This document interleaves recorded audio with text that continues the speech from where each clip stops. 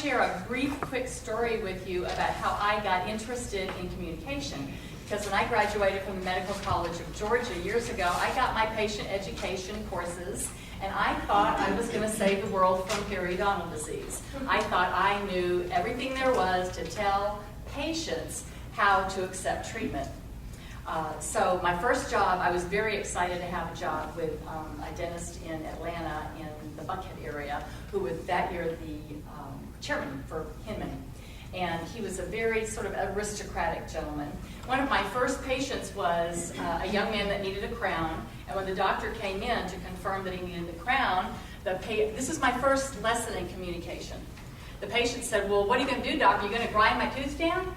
And Dr. Lanier said, "Well, we prefer to call it preparing the tooth for the restoration."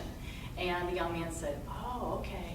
What does that mean?" And he said, "We're going to grind your tooth down." So my first lesson for that communication lesson was I hadn't really prepared the patient, because if I had, he wouldn't have needed to ask the doctor that question, right?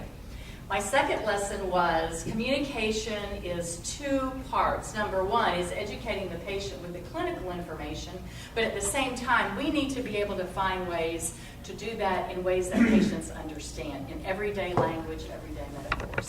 So that sort of began my quest for better communication skills, and I sort of made that my passion all my life. So throughout the presentation, for the rest of the morning, you'll be hearing many references to people that you may already know about that are also passionate about communication. There are many of us that are. I want to thank all of you that handed in your surveys. This really helps me sort of zero in and make sure that I'm covering things that you want to hear about. And one of the things we're going to be talking about today is linking in many different areas. And to sort of reinforce that, we're going to do something with links. So whenever somebody comments, or if I ask a question, if you're the first one to answer, I'm going to be giving links out all day long. And at the end, the people that have the longest links, I've got some books up here and some articles that are CE courses, so we'll get rewarded for participation, because you know, studies show that if you listen to a presentation, you will retain very, very little of it. If you take notes, you'll retain more. And if you actually participate, that's when you get the greatest retention. One of the things that we find is that people go to courses and conferences and they go back all charged up. Has this ever happened to you? Ready to implement all the things that they learned that day, and maybe the first, the second day, you're doing great. At the end of the first week, you're implementing some things. But by the third month, it's like, what do we forgot everything we learned. So I'm going to help you throughout this morning take notes in a way to help you retain more, and then perhaps you all can use this with future staff meetings or with your management team to be able to take things a chunk at a time, prioritize what you've learned today, and be able to implement it so you really do learn it and retain it, and it becomes part of your communication core, your skills, who you are. Does that make sense? So a quick housekeeping word about your handout. Your handout is not a copy of all the slides in the presentation. I don't believe in that. I want to give you the slides that I think are the most important information, the stuff I don't want you to have to be worrying about scribbling down. I want you to be listening and resonating with the information. There are some things that aren't on here that I think are important, and I'll tell you. So use this as your note-taking as well, so you can follow along and then use the back for notes as well. So I want to thank, let's see, Teresa Richards. Oh, she's out sick, okay. And then Maria Capriano. Right here. So she gets 5 links. Oh, 1, 2, 3, 4, 5. Signa Butte, yeah, gets 5 links. Blair Ballard, 1, 2, 3 links. And Imelda Ramos.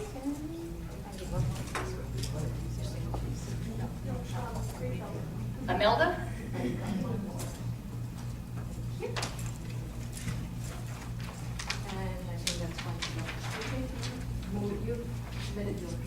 Dr. Alicia, Dr. Sia, and Glenda.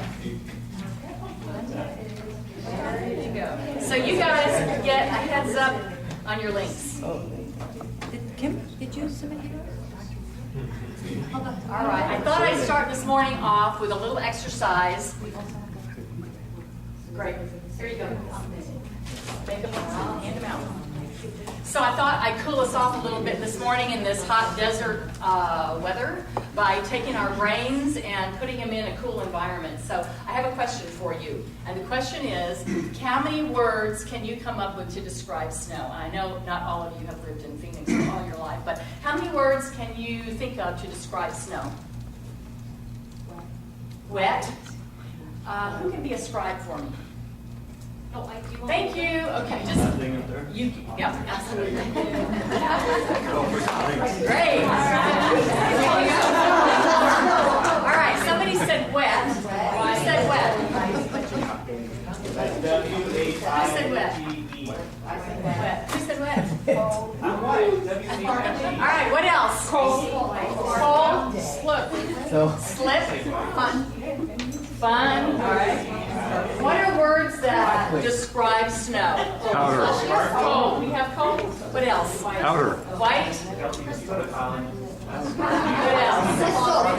Crystal. Crystalline. What else? Slushy. Fresh. Slushy. Slushy. You've lived in snow. You've lived in snow. Slushy. Ice. Icy. What else? Powder. Crunchy. What else? Chilly. All right. Slippery. Oh, it can be dirty. Anybody ski? Anybody ski? What kind of snow? Powdery. Absolutely. Do we have slushy? Good one. Summer? We have slushy. What else? Cocaine.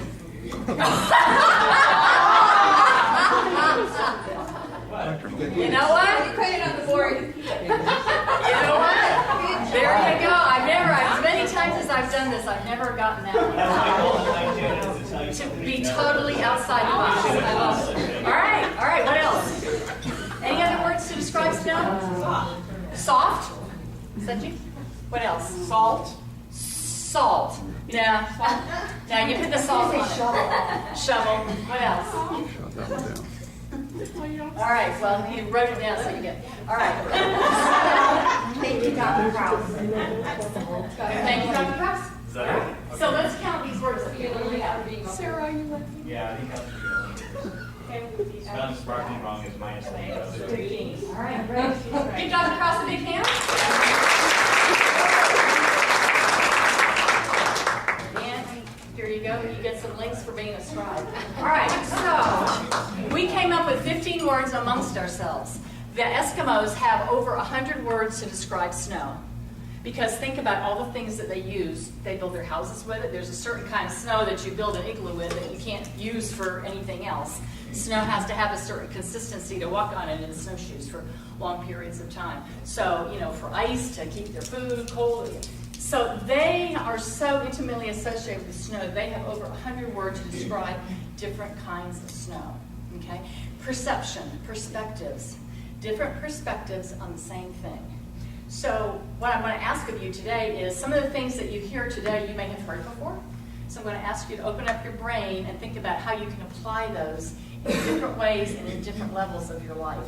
So many of the communication tools that we'll learn today are going to be awesome for your patients. I'll ask you to open your brain and say, well, if that's good, how could I apply that to my team members? And for those of you who manage other people, if that works, how can I apply it to the people that I manage as well? All right? So I like to find tools that are simple and easy. So a lot of these things are simple and easy, and that's what makes them so doable and workable. But at the same time, how can we leverage that and use it for lots of different applications? So that's what I'd like to ask you to open your brain up to today. After reading all your surveys, the main thing most of you wanted to know about was treatment acceptance. How do I get patients to accept treatment? Communication skills. How do I get my point across in a way that doesn't cause conflict? How do I get everybody to sort of have it be a win-win situation? So I put all your ideas together, combined it with the information that I knew that I had been asked to bring to you. And that's sort of our agenda for today. Basically, what's the point? What's the point of communication to begin with? What's your point in communicating with your patients? What's the point you're trying to get across to your patients?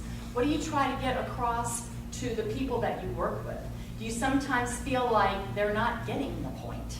One of my favorite cartoons is a cartoon of a little boy talking to his dog, and the dog's sitting looking up at him, and he's saying, sit, shake, speak, and the dog's looking up, and all the little balloons are going blah, blah, blah, blah, blah. Do you sometimes feel like that's what your pet, you just explain to them all about periodontal disease and why they need this treatment, and you just get that sort of glazed deer in the headlights look, okay? So we're going to talk about ways that we can help with that treatment acceptance. So we're going to talk about connections of care, which is why we're talking about connections and linking, because all of this stuff is interrelated. Okay? So the first thing we're going to talk about is how do you set the stage for success? Because there are things that you can do that will help ensure your success, and there are other things that you can set the stage for that will be the kiss of death. So I don't care how good a communicator you are, if you don't set the stage for success, you're sort of shooting yourself in the foot. So we're going to talk about what are a few simple things we can do to get my patient in a position to accept the information that I would like for them to open their ears to. Okay? Creating patient rapport and trust.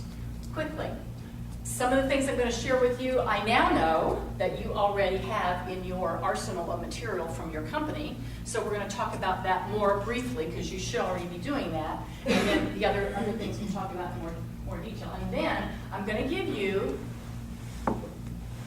a step process for case presentation. Presenting a treatment plan in a way that will help people want it. Okay? Then we're going to talk about, a lot of you said, well, I just need a way to talk to people and get my point across in a way that everybody's happy, and we have everybody getting along. So, I like to think all of us, life would be great if it just wasn't for those other people, that get in our way. So we're going to talk about handling unhappy people, and what do we do about that, and then a little bit of conflict resolution. And that doesn't necessarily mean a huge conflict. It could be very minor conflict. And the idea is to handle it before it becomes huge. So we're going to talk about some tools for that. And then finally, I know some of you said, I'd just like to know, how do we get the passion back?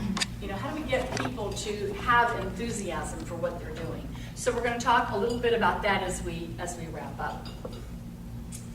Connections of care, setting the stage for success. I'm going to talk about that first. And I want you to know that, Anne mentioned that I was the director of hygiene. Well, I used to say it was a large group practice. If I compare to you, we weren't that large at all. We were about 130 offices when I was the director of hygiene. So I supervised about 150 hygienists and developed the hygiene protocols and a lot of the other clinical protocols as well. The challenge is always, how do you take some of the best practices, protocols from the offices that really do a great job and figure out a way to duplicate that so other people can follow that as well.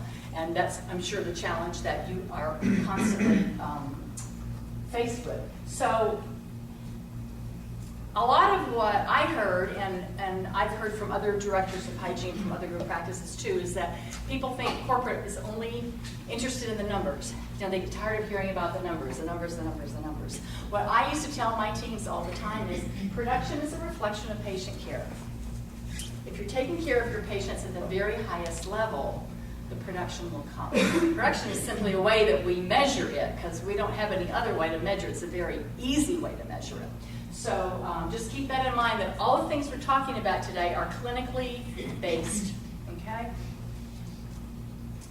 And connections of care has to do with linking. And we're going to talk about a very specific way of linking in terms of getting in rapport with your patients.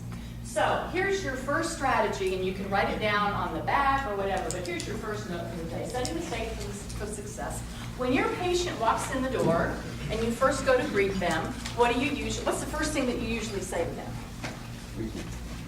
Greeting. Greeting? Well, what do you say? What do you physically say? Good morning. Good morning. How are you? How are you? Right. When you talk to somebody on the phone, what's the first thing you usually say? Hi. thank you for calling, if you're answering the phone, but I mean, if you're calling your friend, hi Monica, how are you, right? I mean, isn't that typically, it just sort of comes out of our mouth without even thinking. And my experience, and you might find this too, is that with our patients particularly, a lot of what the answers are not so positive. Because don't our patients come to our office with their baggage? You know, they just got there late, they're in traffic, their kids made an F in their homework, you know, their husband's having problems at work, whatever. And let's face it, going to the dentist is usually not at the top of the list of people's favorite things to do. So it's baggage. Some of it's good baggage, some of it can be good, and some of it can be not so good, but everybody's got it. Paul Homily calls that good and bad baggage. So here is the challenge for you. What if you set the stage for every patient that came into your office for an appointment to be positive, to be looking at the glass half full instead of half empty? This strategy came from a good friend of mine, Chris Duvall, who's a fantastic hygienist in Washington. She said, when I changed this, it was amazing the result I got. But instead of saying, how are you to her patients now, what if you said, hey Crystal, what's great in your life this week? Hey Janie, what are you going to do for fun this weekend? It just totally switches your mindset to start focusing on what's going right in my life. It's looking at the glass half full instead of half empty. And it will really make a difference in terms of preparing your patients positively. Because let's face it, if you have to give them a treatment plan for treatment or tell them they have periodontal disease, do you want a patient who's already in sort of a good mood or a patient who's already really, really bummed out? Does that make sense? I go to a chiropractor who's a fantastic guy, very knowledgeable, and he always says the same thing to me. What are you doing for fun this week? What did you do for fun this week? And I've gotten to the point now where I'm embarrassed if I don't go in and have something fun to tell him. And if I haven't done something fun, I make it my business to figure out something to do for fun, because we all get so wrapped up in the seriousness of our lives. So I challenge you to be your patient's advocate and help them see the good in their lives by starting off this way.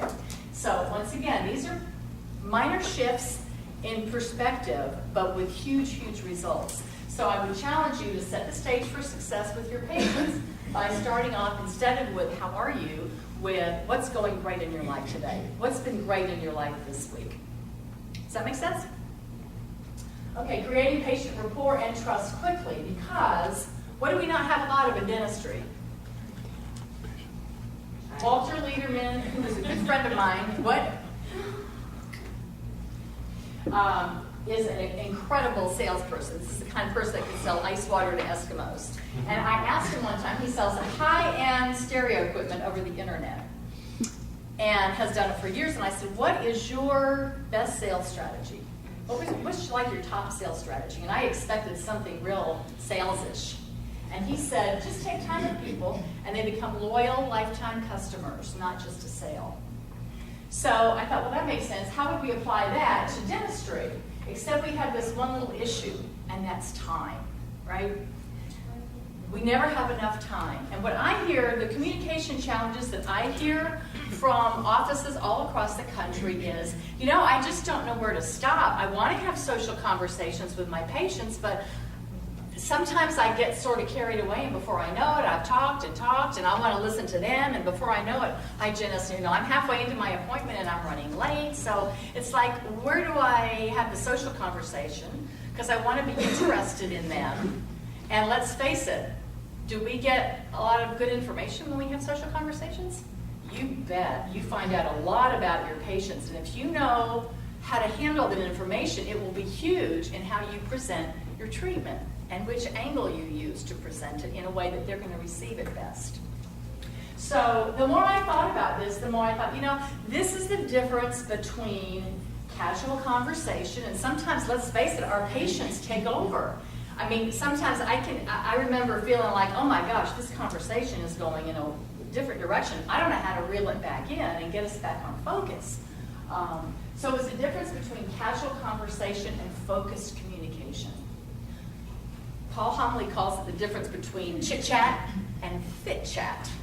You know, I've heard doctors say, you know, she's really a great hygienist, but I go in, she hasn't explained anything to the patient about treatment, so I end up educating, but I hear her talking all the time, so I don't know what she's talking about. So how do we take that conversation and make it useful and productive and stay in control of the conversation in a way that's timely, because we don't have a lot of time. So it's really important that you think about what you say, that you choose your words carefully. I'm going to give you tons of scripts today.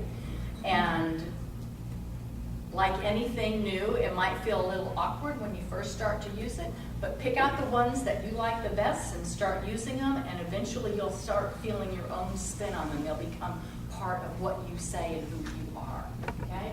Focused communication versus casual conversation. So when we talk about the patient experience, creating rapport, building trust, and developing relationships, how do we do that quickly? Can we do that quickly? How quickly can we do that?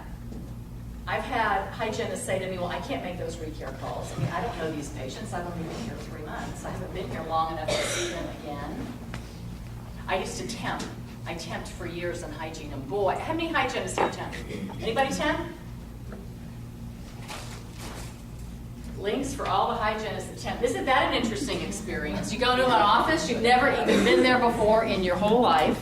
You're seeing patients brand new that you've never, ever, ever met, and expected to be considered like part of the team, right? Because you don't want to feel like you're not part of the team, and you don't want your patients to feel like you're not part of the team. So it's temping is a real interesting experience. I've been in situations. I once enrolled a complete full mouth roundhouse case on a patient that I just met that morning. So is it possible to get in rapport very, very quickly? Yes, it is. We're going to talk about that. So, creating rapport quickly. Some of these things I read yesterday in your incredible, by the way, your marketing material, your new patient orientation packet is fantastic. Beautiful, beautiful stuff. You guys are so lucky to be working for a company that creates such great support material for you. So I saw some of this in that packet. But eye contact, all right? And I know everybody says, well, that's so standard, that's so basic, of course. But how often do we find ourselves getting sort of busy? So, you know, we're out and calling Crystal. You know, you sort of acknowledge Crystal before you know it, you're bringing her back in the room and not really take the time to give that just a few seconds of direct eye contact. Very, very important.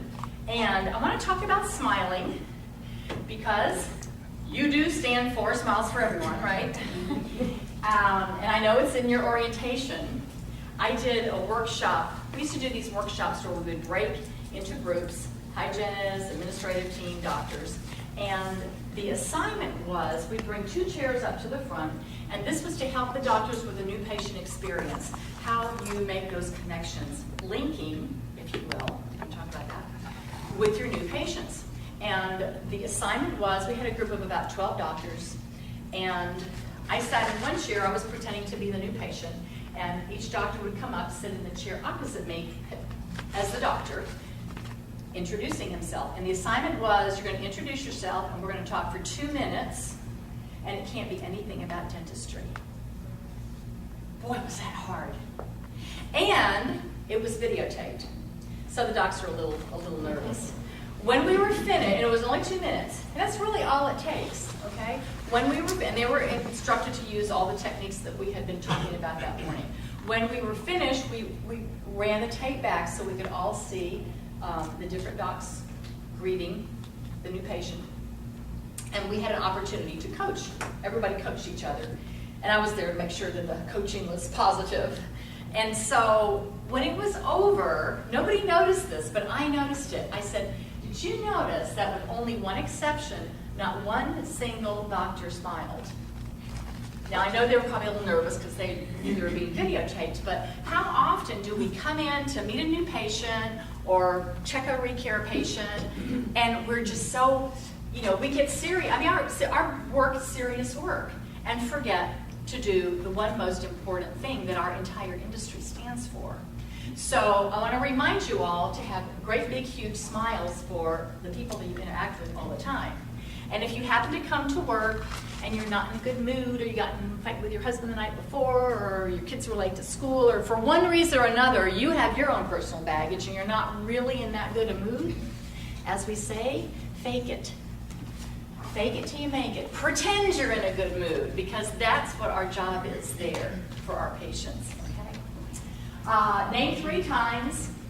Dale Carnegie. Anybody ever heard of Dale Carnegie? Yes. Awesome. You know, do you remember when Dale Carnegie first wrote his first book? Do you know what year it was? It was like back in 1949. How to Win Friends and Influence People. You weren't born then.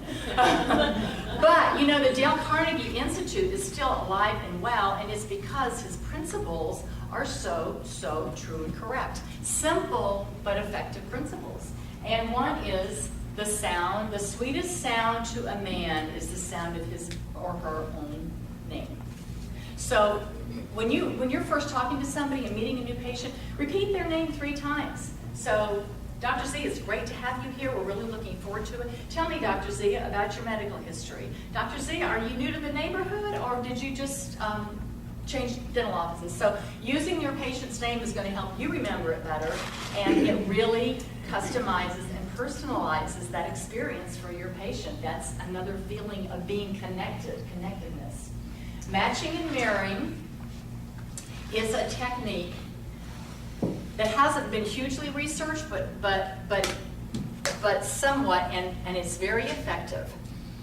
When your patients come in, different people have different demeanors, and your patients are going to be more comfortable or react more favorably to likeness. We relate to people that we're more like. So if your patient is a little more shy and retiring, and I'm the hygienist, and as you probably guessed by now, I'm not shy and retiring, and I come in very overly enthusiastic, I run a very clear chance of overwhelming my patient. Totally unintentionally, just because of my personality style. So you need to be aware of your own personality style, and matching and mirroring means simply mirroring your patient's demeanor in an effort to make them more comfortable. It doesn't mean, this is not anything, it needs to be done with integrity and respect for the other person. And I'll give you an example, because this is not just physical, this can be audio too, in how your voice modulation is. But when I was first starting to coach, my mentor had an assignment for me to call a lead that we had gotten that wanted some consulting. And she said, "This is Dr. Jones. Here's this number." And she said, "And I want you to know that he's from a small town and by this time I'm going, okay, Vicki, so come on, what's the point? What is it?" In Mississippi. And I've talked to him a few times, and that community, they do things really slow. And Dr. Jones talks really slow. As a matter of fact, the whole team, demeanor of the office is just real laid back and real slow. And by this time I'm going, I think I get the message. I need to really slow down when I talk to this doc. She said, "You got it." And I ended up going and working with the office, and sure enough, every time I went there, I had to really slow myself down so they would be able to relate to me, okay? Conversely, if you are that slow person, you're the slow, quiet, more shy hygienist, and I come in your practice, you gotta really try to pump your energy up, because otherwise I'm gonna be, like, let's get this over, let's get going, okay? So just think about your energy level and where it is with your patient, and make an effort to match that, because it's gonna help give you that sense of likeness. You're gonna be more rapport with your patients, okay? I got a question, or not a comment question. Mhm. You talked about when you're meeting a patient for the first time, the verbiage you use. And I know, like, first thing I thought of was, I had someone come in and say, "By the way, Dr. Home, my assistant has a home, there's a patient in room 3, and they're swollen up to here, and they're totally scared of the dentist." I mean, I'm not gonna walk in and say, "Hey, what's good has happened, you know, in the last couple of weeks? Tell me something great you've done. I'm not gonna do that. The question is, you have an emergency patient, they're all blown up with Well, a I toothache. guess, I mean, that's why what you're saying here, wouldn't you want to transfer that over to your introduction? Try to get as much information as possible before you walk in that door, so you know Absolutely. exactly what to say. Absolutely, Essentially. absolutely. Dr. The way I handle those, when the assistant's telling me that you're about to be here, I go in and with a big old smile. The assistant's telling me you're so excited to be here. There you go. Can't wait to see me. There you go. And they start smiling immediately. Even though they have a So toothache. I break the ice, yeah. Even though they might have a toothache. Yeah, I guess you still want to come in there with this, like, fake it till you make it, that's great, but you don't want, I agree with Dr. Alicia, I come in with, and I try to break this, like, I know you're really. Obviously, you want to use this when it's appropriate. Yeah, right. So- right. Not everybody. The question is, are you going to use this every single time a patient walks in? If a patient comes in, they're an emergency and they're swollen out to here, Dr. Alicia's answer is, she comes in and says, my assistant just told me that you're really excited to be here. And of course, if I had a toothache, I'd be really excited to be at my dentist to get out of it. Well, I would add, that'll be $1,000 too to that, it's nice to see you, that'll be $1,000. Thank you for that, Dr. Holt. Okay, great. Okay, personal data and contact information. I just want to touch on that because we are often so delinquent in getting the contact information we need. You should be making sure that you're getting cell phones and emails on all your patients. That's how we communicate these days. So if you're still confirming patients by calling people at home or trying to get them at their office, forget it.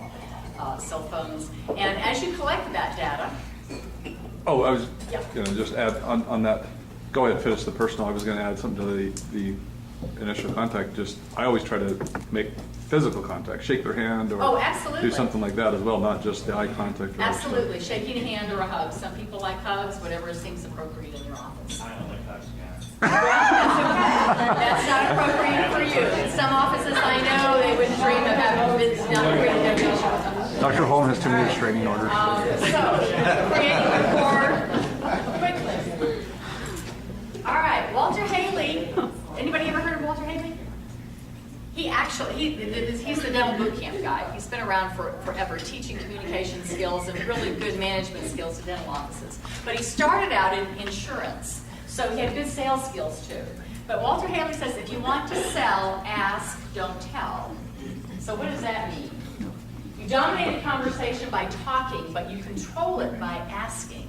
So, gee, maybe God gave us 2 ears and 1 mouth. Maybe we shouldn't be talking so much. Maybe all that patient education stuff I learned in school, maybe I shouldn't be educating so much. If you want to sell, ask, don't tell. Well, what would you be asking? All right. These are the patient values questions that I always ask patients. And once again, this is one of those snowflake things where I'm going to ask you to think of how can you use values questions in other ways as well. How can they be helpful to you in other communication ways as well? So let's start off with the first level, which is clinical. So I ask my patient, Mrs. Jones, and you can ask this to new patients, or you can ask it to patients that are patients with record that you may not have seen for a while. What's the most important thing to you about your teeth? When it comes to your teeth, what's the most important thing to you? What kind of answers do you think you'll get? That they're white. That they're white. That they don't hurt. Straight. That they're white. Straight. That they're straight. That I can chew with them. What else? No pain. That they don't hurt. What else? Give them confidence. They can give confidence. But if they're confident, it's probably going to be because they look straight and white and pretty.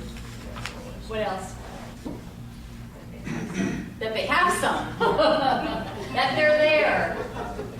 All of the answers that you get are typically going to fall in one of 2 categories.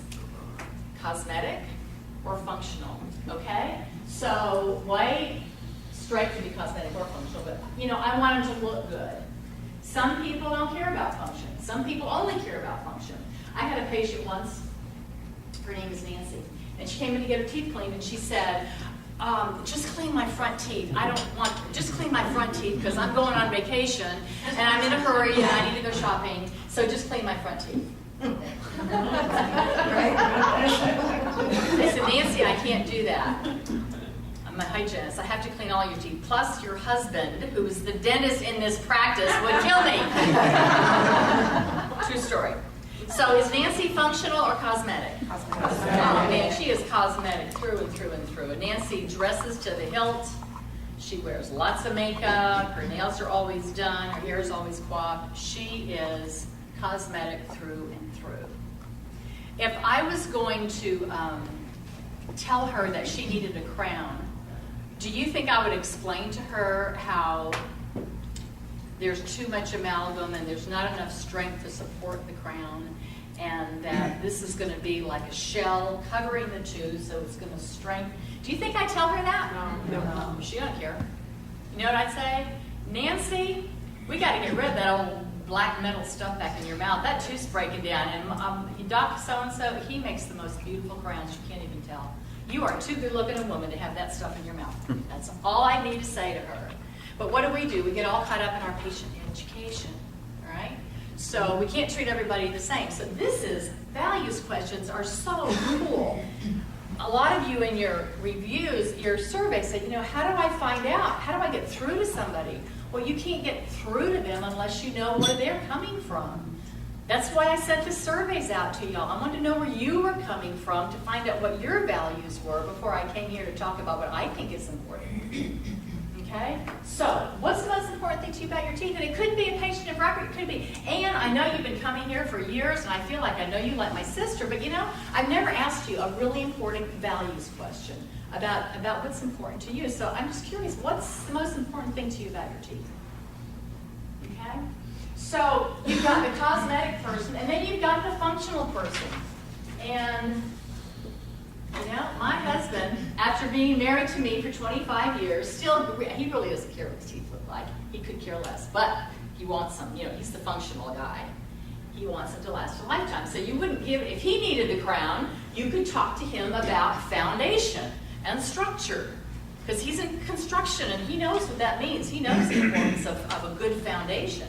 So you could talk to him in those kind of terms, and he'd go, oh yeah, well count me in, I don't want to lose my teeth.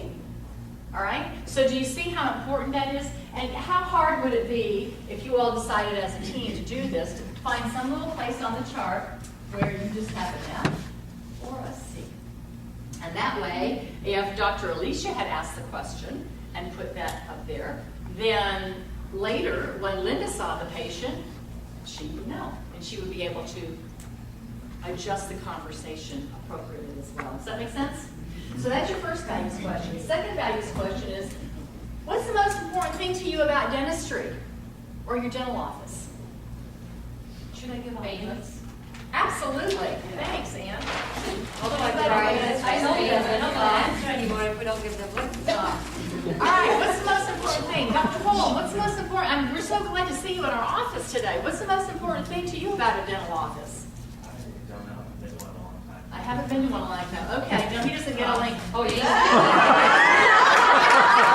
What's the most important thing to you about that it's clean? Oh, that it's clean. That's a good answer, and I get that all the time. I'm not sure if people really use that as a real determinant. I mean, I know we notice it, especially as women. So you get a link anyway. What else? Welcoming. A friendly office. Friendly? Yeah. Time. What's the most important thing to you about a dental office? Time. Don't keep me waiting. That you don't hurt me. Do you have patients that come to your office and say, I have been hurt before, I'm scared to death, and I won't go to a dentist for 10 years. You listen. To listen? Pricey. We said this is pricey. Pricey. Are you expensive? Or, let's hear it, will my insurance cover it? I only want what my insurance will cover. So what are the top 3 things that keep people, they say something like 50% of the people in this country see a dentist regularly. So what are the top 3 things that keep people from going to the dentist? And you all just, time, fear, and money. Okay? So wouldn't it be cool if you could identify now that trigger in that patient? Now, everybody's going to have concerns about all of that. Nobody wants to be hurt. And, you know, some people's pain tolerances are more than others, but nobody wants to be hurt, and everybody wants to be seen on time, and nobody wants to spend money on dentistry. Got more fun things to spend money on until you create value for that, okay?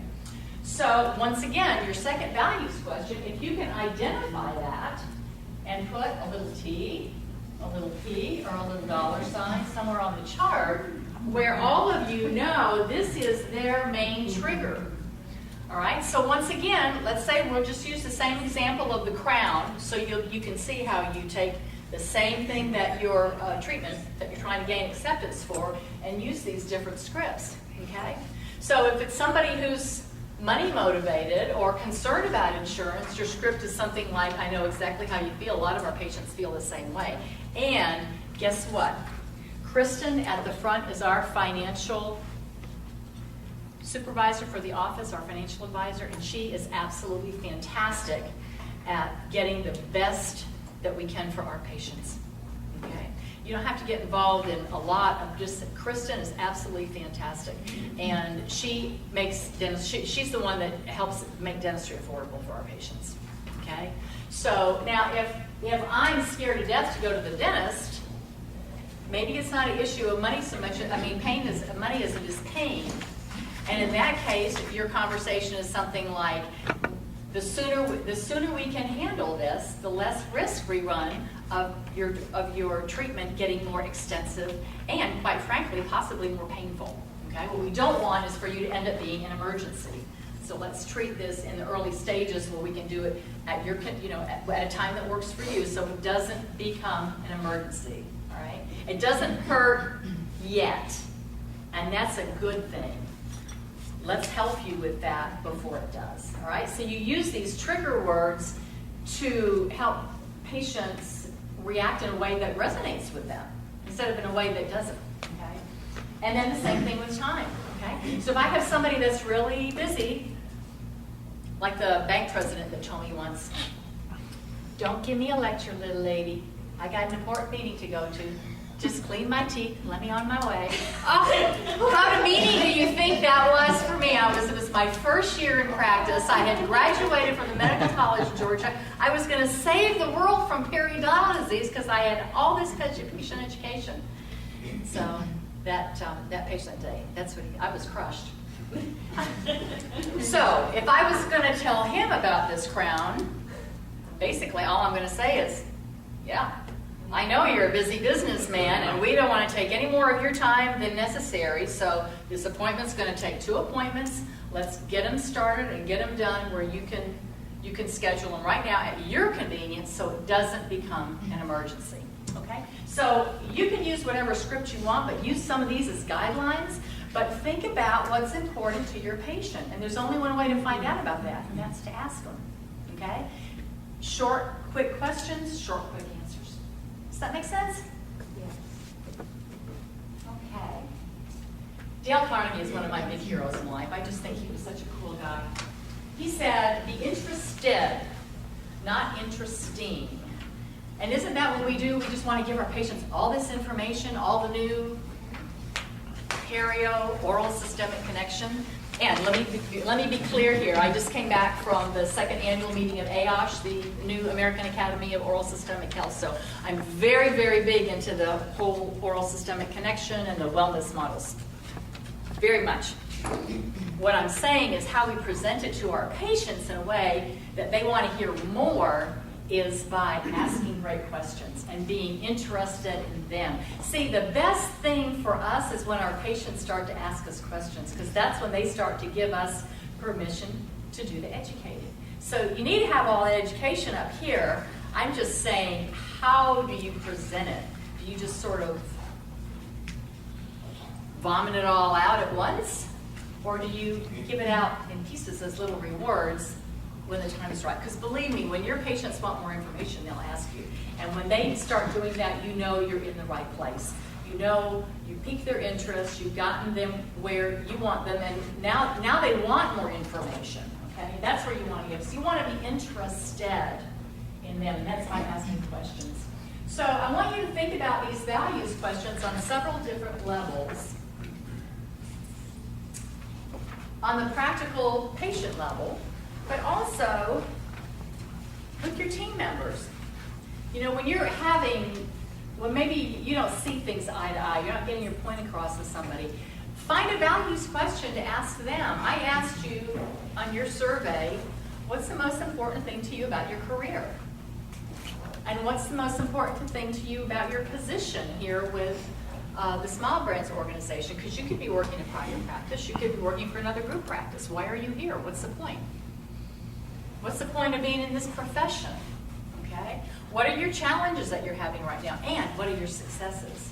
So it gives me some information about your values. And I had one respondent say, you know, they were really simple questions, but I never really quite thought about it that way. I really had to stop and think about it. So, and that's what you want. You want for your patient to kind of stop and think about it.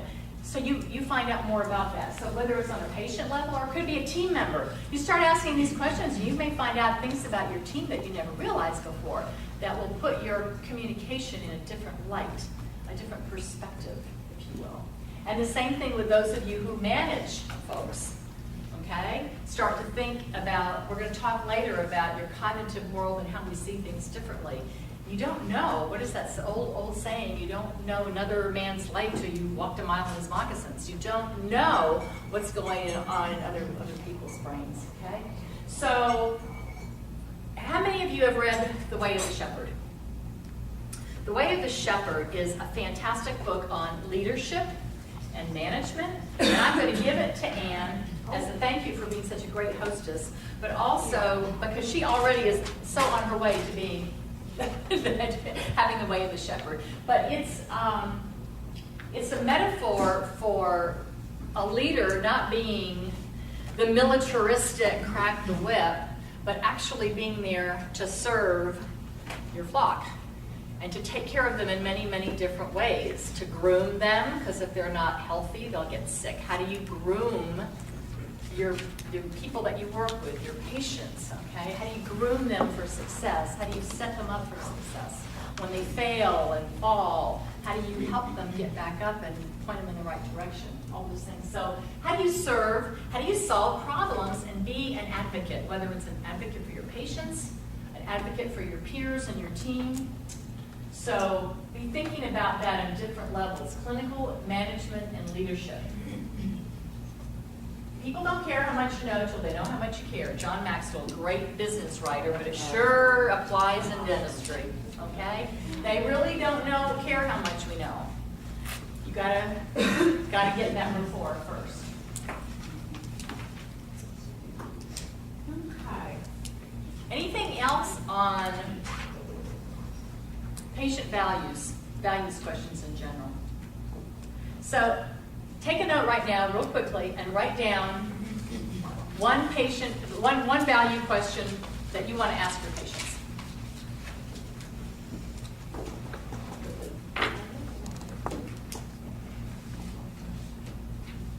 One value question that you want to ask your patients.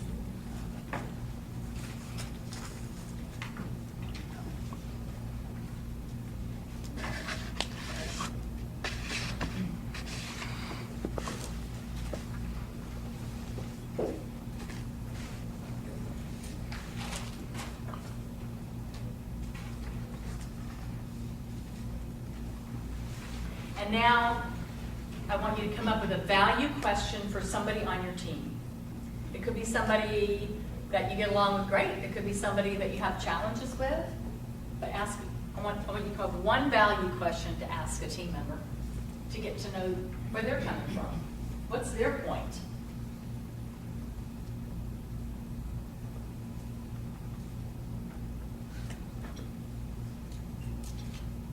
Your hygiene director here at Smile Brands, Sandy Johnson, used to work with me. She was on my team. And whenever anybody on my team came with an issue, I would always ask them, well, what's their value? If they couldn't tell me what their value was, I said, well, don't come to me, go back and find out what their value is, and then we'll talk about your challenge. So come up with one value question for your team. Okay, great.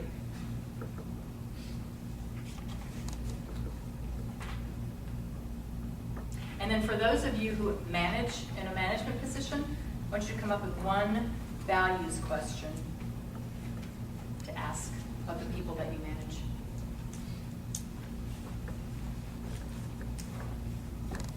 Okay, so we've set ourselves up for success, and we asked our values questions, and now comes the moment of truth. Now comes the actual case presentation, right? Now comes the moment where we need to actually hunker down, find out what's going on in this patient's mouth, and give them all the information that we find. So basically, in a comprehensive exam, we've got, radiographs and tape. We need to chart all those existing restorations and find out how many big old fat metal fillings they've got, and what kind of work they already have, crowns, what have you. We need to find out what restorations they need. Okay, we need to chart all that hard tissue pathology, and then we have to do that periodontal evaluation. Oh boy, we've got to do all that 6-point probing. Maybe we're doing risk assessments, okay? And then we need to do a occlusal evaluation. Then we're going to do a head and neck exam, check for oral cancer, maybe do a Velscope or Visalite, whatever you folks use. So we're looking at immediate treatment and preventive treatment, and then what about all that cosmetic dentistry that we'd like to do? We'd really like to do that. So that's a lot of information to dump on somebody. So you give somebody that great big long treatment plan. Bill Blatchford says that most crowns in this country are diagnosed one at a time, rather than diagnosing quadrant dentistry. So why do we do that?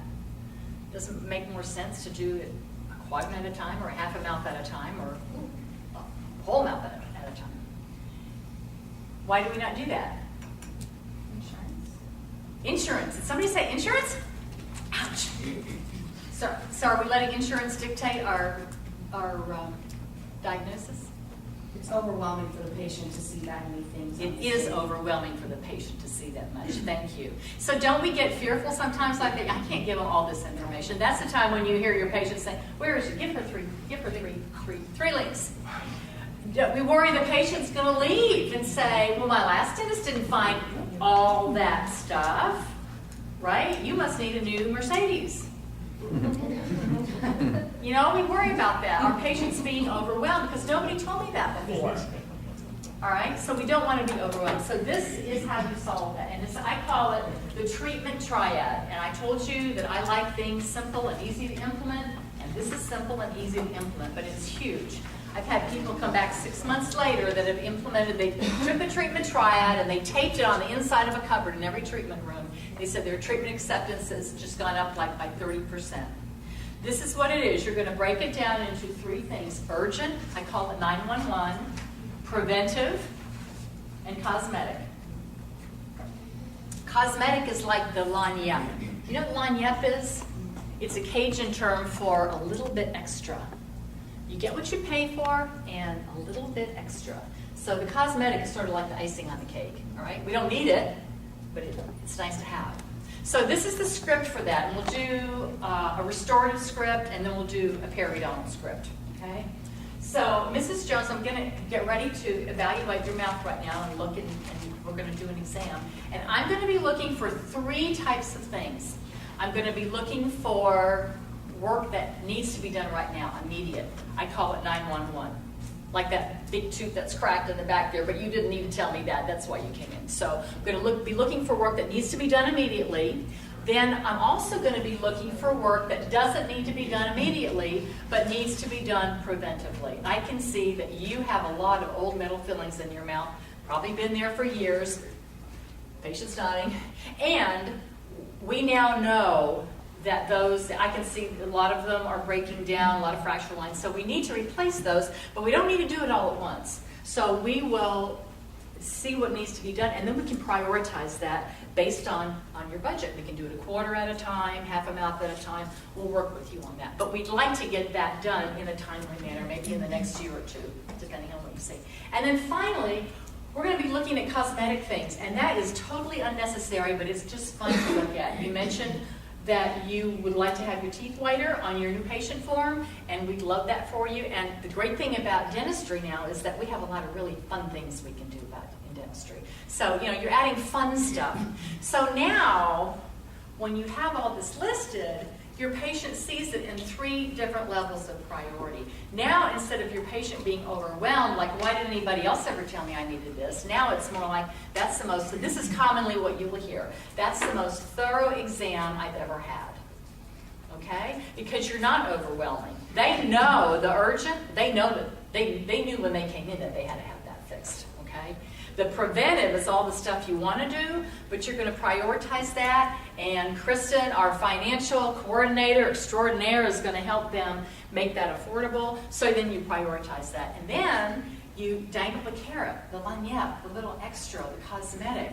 When that's done, we've got some really cool things we can do, cosmetically. We can whiten your teeth, we can do some cosmetic contouring, we can close some of the spaces for you. We can talk about that too. Okay?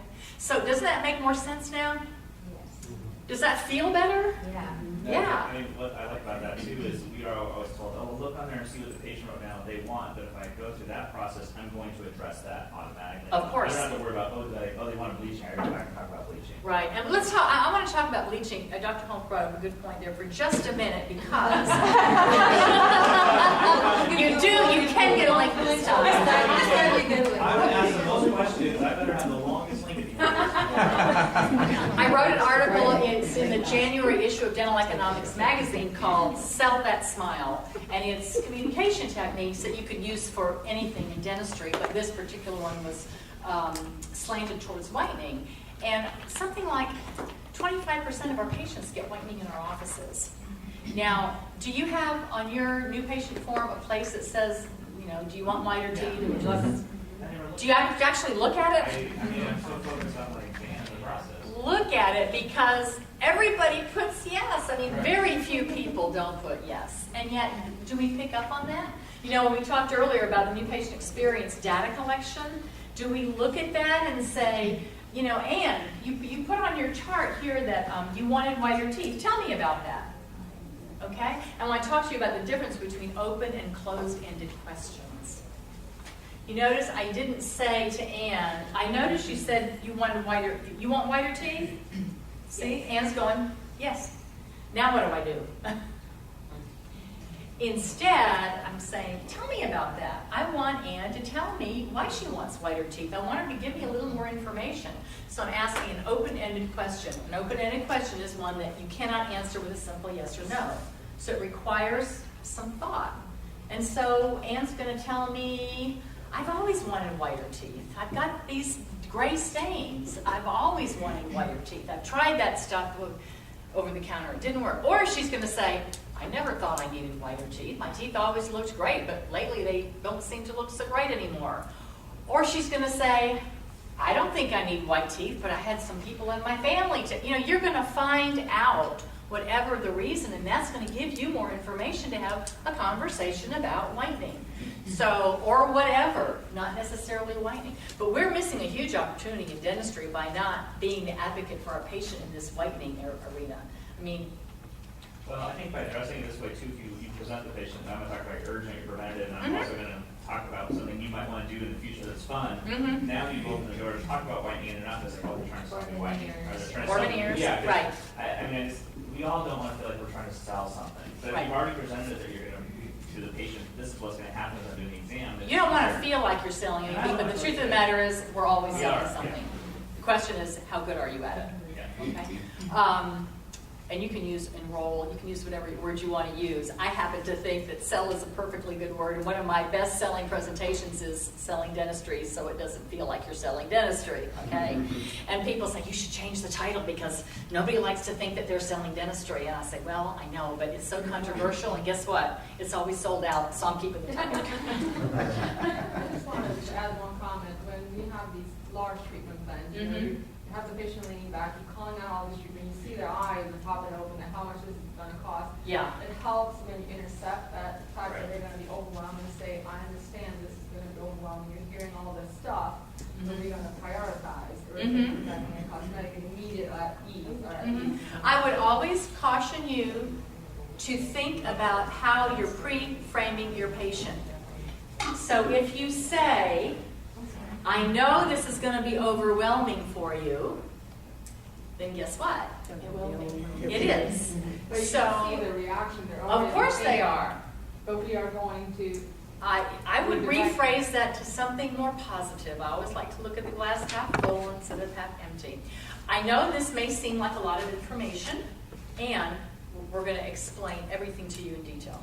So they may be overwhelmed. I wouldn't reinforce that because that's not the emotion I want from them. I don't want them to feel overwhelmed. I know they're going to feel overwhelmed. So instead of saying, I know you're going to be overwhelmed, it's like saying, I know this is going to hurt, but it's only going to hurt for a few minutes.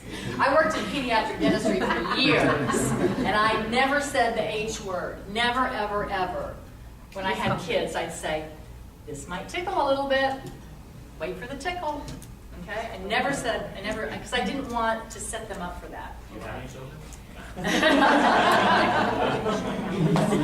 All right. Be in there. So let's talk about, do you want to hear how this would sound for a periodontal treatment plan? Same type of thing. So for hygienists, same thing. Suzanne, I know, I saw in your medical history that you've got some heart disease in your family. We now know that there's a huge link between periodontal disease and systemic things. So we treat this much more aggressively now than we used to. We're going to talk about more scripts for that in a minute. And so when I'm doing this screening, what I want you to know, I'm going to be looking at 3 areas. I'm going to be looking at what needs to be taken care of right now. Are there any red flags in your mouth? I'm also going to be looking at some things that maybe we don't need to, it's not urgent, but we, on a preventive level, we may need to take care of that on a more preventive basis. That's where you're prepping them for the perio maintenance if you're going to need it.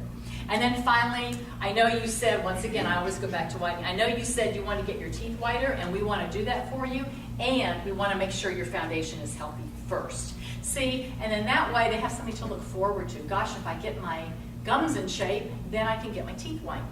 Okay? So that's how that looks like for the periodontal model. But do you see how by prioritizing this, it gives your patients some breathing room, okay? So you do the most urgent treatment, you get them prepped for the restorative work that they need, maybe a quadrant at a time, maybe half a mouth at a time. You get them prepped for, you've got 8 areas of active bleeding in your mouth, and you have these pockets. We need to fix that right away. And we know you've got bone loss too. So we know that you're going to need to come back for ongoing periodontal maintenance. Question? And also, like, I'm a hygienist, so when I see a new patient, I try to get them involved with them because they have no idea what 3, 4, 6, 5, 2, 1 mean, you know. So I usually try to tell them before I see them, I'm going to take some measurements of your gums. 3 millimeters or below, it means healthy. 4, it's a little bit of inflammation. 5, 6s, and 7s we need to address. So while I'm calling the numbers, they're, oh, okay, now I have inflammation here. Oh, now I'm healthy here. You know, they have an idea because they have no idea what the numbers mean. At least that works for me all the time. And you know, I don't know how much detail we need to go into periodontal disease with our patients until they start asking us. But I was coaching one office once, and I asked the hygienist, what do you tell your patients about periodontal disease? And she went into a 5-minute dissertation about what she tells her patients about periodontal disease. I was already snoozing by minute 3. And then I asked the doctor, because the doctors are always the one that hire us to come in and fix the hygienist. Fix my hygienist. That's my as a link. So I said, so Doc, what do you tell your patients about periodontal disease? And he said, I tell them I've got an infection in their mouth, I tell them we're going to treat it, and I tell them we're going to put in an antibiotic. That's it. Infection, treat, antibiotic. So we'll talk about that in a little more detail when we talk about scripts. But just letting your patients know there may be some infection here, and we're going to measure the degree of infection. Got a little measuring stick here. It's miniature. It goes underneath your gums. Anything over 3 is not healthy. Anything over 5 is really, really not healthy. And if it's bleeding, got infection going on there. So let me give you one quick extra tip here on helping your patients monitor their progress of periodontal disease. Tricia O'Hare came up with this. She called it the Perio Health Index. Tricia O'Hare, anybody know Tricia O'Hare? She's hygienist extraordinary. She practiced in Europe. She was the Perio editor for RDH Magazine for years, and now she's with the Hygiene Town, part of Dental Town. But she's excellent at, she loves to take scientific information and distill it down and make it into like 3 paragraphs that are easy for those of us to read that don't like to muddle through all that science. But this is so beautiful because it's so simple. The periodontal index is your number of bleeding areas over the number of pockets. So if Mrs. Jones comes in and she's got 20 pockets over 3 millimeters, and 18 of them are bleeding, her score is 18 over 20. And the beauty of this is, you know, patients have numbers. They have their blood pressure number, you know, they have their cholesterol number. They may not really understand a lot about that, but they know what number is healthy and they know what number is theirs. Okay, so this really makes it really easy. You have 20 spots in your mouth that are not healthy, and 18 of them are bleeding. You know, that's easy enough to show a patient. So our goal, what is our goal for this number to be? 0 over 0. 0 over 0. Give that man a link.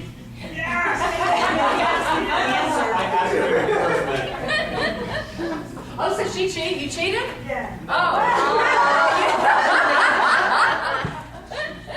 She is 1, 2 then. 1, 2. Oh. So yeah, 0 over 0, okay? So each time your patient comes in, you get to see, are these numbers going down? So maybe the next time they come in, they have only 6 places that are bleeding. And, you know, their pockets may or may not go up or down, depending on the circumstances, bone loss, whatever. But getting at least the bleeding number down to 0 is paramount, because that's our indicator of active infection. So that's another little easy way for you to talk about periodontal disease with your patients. Yes, I was ma'am. just wondering on that model, if you're talking about like the 4s and above or 5 and above, that you're counting in that number. I would count anything over 3. But it's your model, and if you want to make it 4s or above, or even 5s or above, it's your model. The main thing is to monitor it. You know, it's like in statistics. When I worked in my corporate job, we get these incredible spreadsheets with all these numbers. And there were times when I would actually go back and research some of the numbers, and I found out that they really weren't monitoring them correctly, and they weren't totally 100% specific, accurate. And so I talked to my boss about that, and he said, you know, the goal is to monitor trends. It's not about being exact. If I'm in your office and I'm the hygienist and I'm probing, and Dr. Krause is my doctor, is he going to probe the exact same way as me? Probably not. You know, that's a huge issue in our industry, is how do we calibrate probing and make sure it's as consistent as possible. When I was a hygienist, I really didn't care if it was 1 millimeter or 2 off, and I know 2 millimeters is a lot. What I cared about was the consistency. All right, is it going up? Is it going down? So that's what I would. That's how I would answer that. It's just whatever you set, stick to it. If you want to monitor your periodontal index on 5 millimeters or above, which is pretty significant, then that's fine. But then keep it consistent for everybody in the office. And you're just going to see trends go up or trends go down. The whole point of this is ways to monitor, to see movement, so that you can coach it and adjust it. I just, a plug-in for the future that we're going with Liberty, the hygienist will be able to do that kind of tracking with the patient a lot easier, because if you're keeping all your records accurately, you can actually print out at the end of the appointment what all the measurements were, and it'll give you guys a little graph to show the patient to take home with them. So you'll be able to show. Clinical perio chart. We're going that way towards a digital system, so they'll be great. able to put that all in there. It'll have all the bleeding points and all of the recession points, pocketing. So they'll be able to print that up and let the patient take that home. Perfect, yeah, because those visuals are huge. Yeah. Okay, questions about the treatment triad? I care about You want to make sure everything Now you have to give is him one for fair. making sure I got one. Questions about the treatment triad? that? Can I use it this afternoon? It's easy, it flows very, easy? you know, It flows? yeah, it's very. It's not much different than what I do, but I like adding that cosmetic in because now it gives you permission to address it without feeling like, I'm just gonna bring it up right in, well, here, you know, Right. or, I just think it's sort of like, I don't know. Can I ask something? Sure. So we've been talking about health, but this is a great tool for our treatment coordinator, our office managers, right? Well, yeah, we never give it to them, so when they go back, Yeah. they know exactly, I mean, right now we prioritize, but I think Yeah. this is better The than. fact that we're telling the patient, I'm gonna diagnose the immediate thing, you're already setting the tone, like, okay, I gotta get this done. Immediately. Right. And in the past, in a lot of dental offices, what does the diagnosis look like? That's all that was diagnosed, was the urgent, right? So, we were Weight Watchers. Well, and it's also, it's interesting when, you go to classes 10 years ago and they'd be like, you gotta stress urgency. Well, if you present it like this, here's your urgency for this, and that you're also laying the foundation for a 2-year relationship, a 5-year relationship. Right, exactly. Good point. You're laying the relationship. So by talking about about cosmetics, you're setting the stage for that, and you'll be able to talk about it in a fun way, because so much of dentistry is related to pain and discomfort. So, and cosmetic dentistry is all it's all wants based. Insurance doesn't cover any of it, all right? So it's discretionary. Thank you. Link.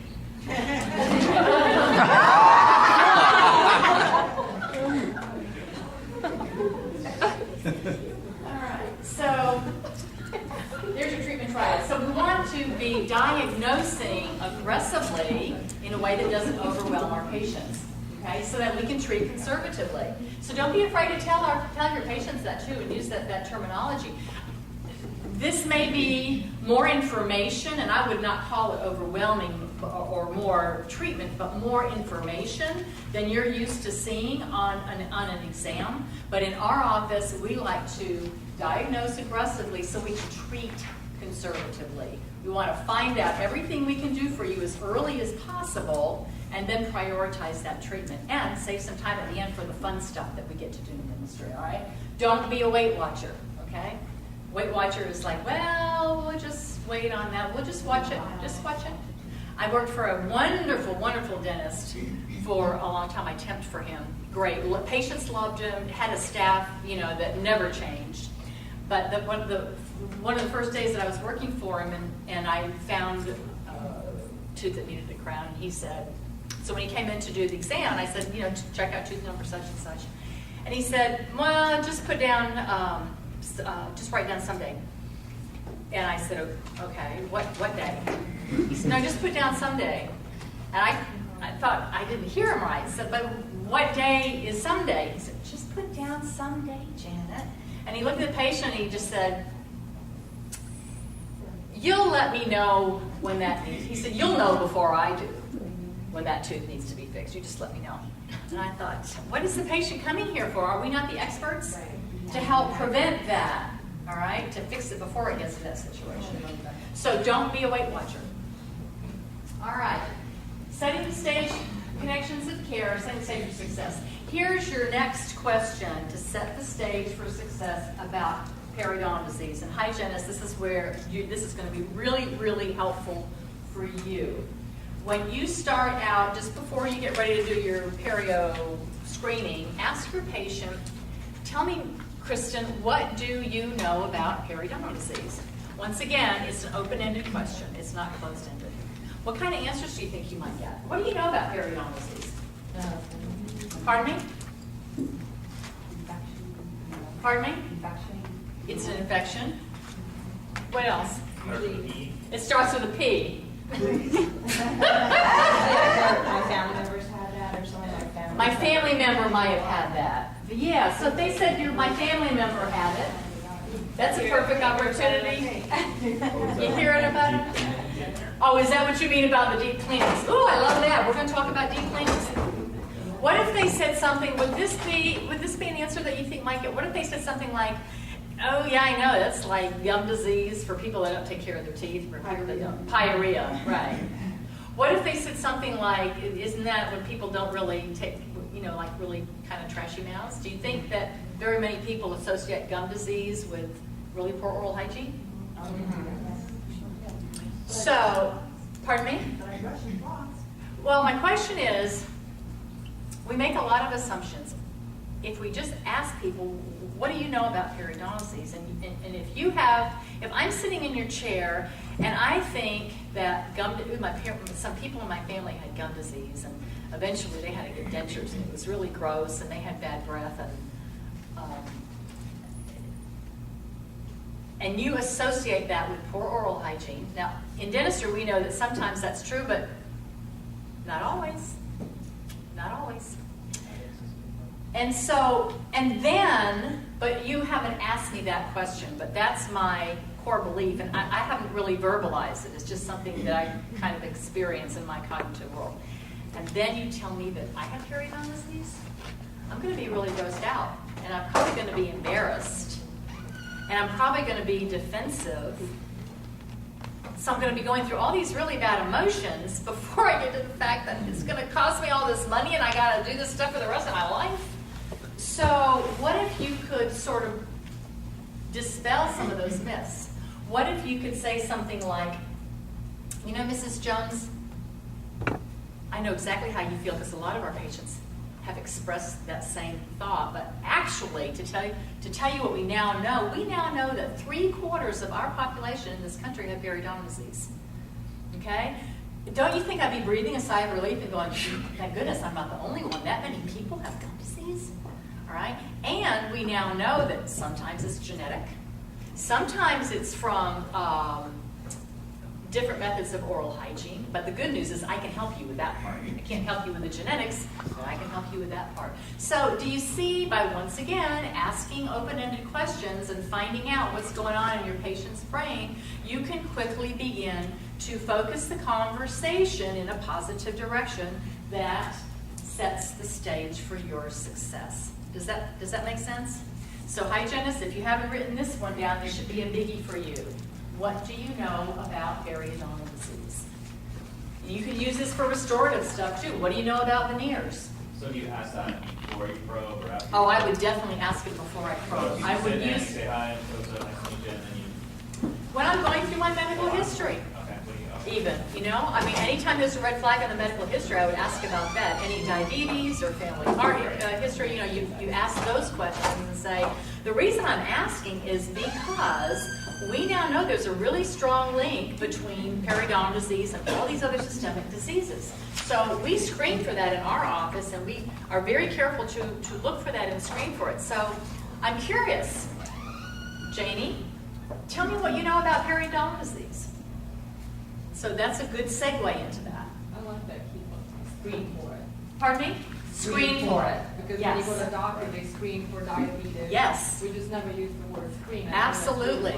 In our office, we screen for periodontal disease for all of our patients. We now know it's infectious. It's an active infection.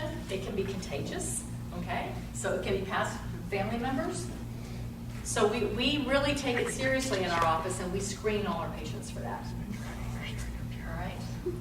So setting the stage for success, another great question. All right, so here's some strategies for success that we've talked about so far this morning. We talked about ask, don't tell. We talked about asking great open-ended questions. We talked about the values questions. Who can tell me what the 2 values questions were? The clinical values questions. What's important about your teeth and what's important about your dental? What's the most important thing to you about your teeth? And what's the most important thing to you about your dental office? Great, yay! All right, we talked about the treatment triad. We talked a little bit about a great script for perio. You got some infection, we're going to treat it, and we're going to place antibiotics. I'm assuming y'all use Reston. Yeah. I was going to tell you, Janet, at the start of the meeting, we're not allowed to use Reston for 4 more meetings, I think it is. Oh, for 4 more meetings? That's my rule, I think. So, but I forgot to warn you, so I forgive you. Okay, we'll call it site-specific There you go, that's better. We antibiotics. can't use word Reston for at least 2 more For Alicia meetings, okay. And you know, I like to tell, this is a phrase that I use a lot with my patients. I want to give you enough information to make a well-informed decision. My job is to give you information. I may give you a lot of information today, but we're going to help you digest it. We've got written information to support that. In case you forget something, you can look it up or call us back. So we're going to help you with that. So keep reminding your patients that you are an advocate for them. Remind your patients that they're in the right place. If your dentist,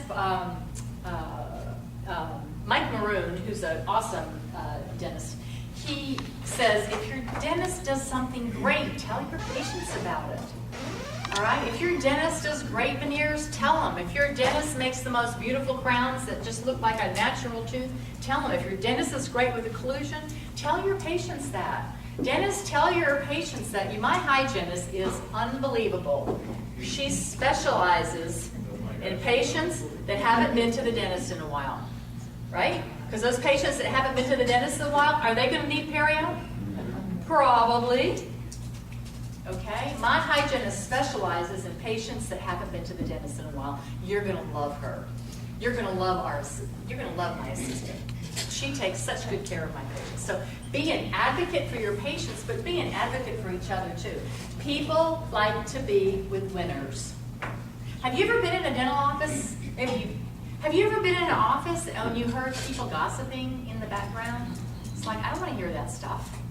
You want your patients to hear great stuff about the office and they go, gosh, I'm really in a great place. Whenever I'm in an office doing consulting or when I would introduce myself if I was observing by saying, the reason I'm here is Dr. Krause's office is considered one of the best in the city. I don't know if you realize how smart you were to pick this office, but they do such an incredible job. I'm just here to observe so I can take some of the things they do back and share with other offices. Everything you say to your patient should be directed to letting them know they're in the right place, they found the right place, we're the best for you, and we're a winning team. We love each other and we love you, basically, is the message. So I want to give you enough information, Mrs. Jones, for you to make a well-informed decision. Okay? And here's some of the scripts that we use. We now know our 3 simple words. It is such a simple script, but it is so, indeed, so powerful, all right? So all those questions about how come nobody ever told me about periodontal disease before, and could this happen so quickly? And what about hygienists? What about, you come back from a course like this and you say, oh, I'm going to start being more aggressive. I'm going to start doing 6-point probing on, all my patients, or, you have a company like this that supports you and sets standards for you. So maybe you came from another situation that was more lackadaisical, and now you got to do it. And you find yourself in this situation where you have patients coming in saying, well, how come they didn't do that last time? Can this happen that quickly in 6 months? Yes, periodontal disease is episodic. But your key words are, we now know. We now know of all these systemic links, periodontitis. We know so much more about it that we never knew. What was Anne saying? The mouth is the window to the body. We used to think the eyes were the window to the body. The mouth is the window to the body. And it gives us an incredible amount of information about the rest of our body. That's why we need to screen for it. That's why oral DNA testing is becoming huge now, the diagnostic salivary testing, because it gives us so much more information. So we now know you can use that for anything that you're sharing with your patient when you get stumped on those hard questions. We now know this body of information, so we now treat it differently. In our offices, with our group practice, we stay on the cutting edge of information. So we're constantly learning new things. Your patients like to know that. We're constantly going to continuing education. Our doctor's committed to that. Our company is committed to that. We now know. So that should be part of your armamentarium, your communication armamentarium, your communication toolbox, as it were. Thanks for asking. I'm glad you asked that. I'm going to put all of these. I'm curious. Tell me more. Sometimes when we get stuck with difficult questions and you need a few minutes to gather your thoughts, always, always, always thank people for asking their questions. always let people know that you're not the only one that's asked this. It's really, really important to thank people for asking their questions. And then tell them, I'm glad you asked that, because you know what? I can't tell you how many other patients have asked the same question. That is so reassuring to me as a patient to know that, well, other people want to know that too. Okay? And sometimes if you get questions that are more vague or more, you know, like the person that says, why is dentistry just so expensive? This is so expensive. I'm curious, tell me more about that. You just want to get them to open up a little bit and just talk a little bit for a few minutes about what's on their mind, because chances are you're going to give your patient a chance to vent a little bit, and you're going to find out that they've got a lot of other challenges in their life. And just having somebody to listen just for 2 or 3 minutes, and at some point where you can say, you know, I'm so glad you shared that with me, Mrs. Jones. It sounds to me like you got a lot of stress in your life right now. So you're acknowledging that. It doesn't mean that you're going to say, oh, I'm so sorry, yes, dentistry is so expensive. Please don't say that. Thank you for sharing that with me. It sounds like you got a lot going on in your life right now. And you know what? I want to be your advocate. I want to help you with the dentistry that you need. So I just want you to know, Kristen, our financial coordinator, is absolutely awesome with helping our patients get the dentistry that they need. Sometimes all our patients need is for you to hear them out a little bit, all right? Just acknowledge them. So this can be powerful. And once again, the linking, okay? Feel, felt, found. I know exactly how you feel. A lot of our patients have felt that too, and this is what they found. And then transformational vocabulary. We're going to talk about that, and then we're going to go ahead and take a break. Transformational vocabulary is huge because there are, you know, as a writer, we know that there are some words that are very, very powerful, and some words that are not only not powerful, but actually diminish the meaning of something, okay? I have a book in my library, and it's just words. And if I'm writing a sentence, and I've got a word in there, and it's close to what I want, but it just doesn't have the power that I want. I want a stronger word that means the same thing. I look it up in that book, and it's got a whole list of words that mean the same thing, but they're more powerful, okay? So we want to look for a more powerful way to make our point, to get our point across. So I never tell people that we have cancellations. I never say we have, our office is so, people love us so much they wouldn't dream of canceling an appointment in our office. All right, so I never use the word cancellation. I say unexpected change in schedule. Even for me personally, I never, if I'm calling to me, I just say we had an unexpected change in our schedule. What if the patient says you mean cancellation? Yeah, then you can say Something like that. something like that. You have the super thesaurus, you look up the word. And then when the patient calls, I've never had a patient say you mean a cancellation. Typically they'll go, oh yeah, you can get me in. All right. I would always preface the appointment with reserved appointment time. Once again, you're trying to focus people's communication on what you want them to focus on, and you want to make sure that they know it's reserved. Okay? Whoops. There we go. Recall, I don't call them recall appointments. Recall is when you got bad tires and you have to recall them to get the good tires. I call it recare. And isn't that what we're doing? We want to care for you. So these are just all ways to transform your vocabulary to something more effective to get your point across. I don't use amalgam. I use those old metal fillings. David Hornbrook is a great presenter, and he talks about when he's presenting a case and shows people what different restorations will look like, you know, and he'll take, you know, like an old amalgam filling, and he'll say, this is, or porcelain and fused metal granite. He'll show them that, and then he'll take it and just toss it irreverently on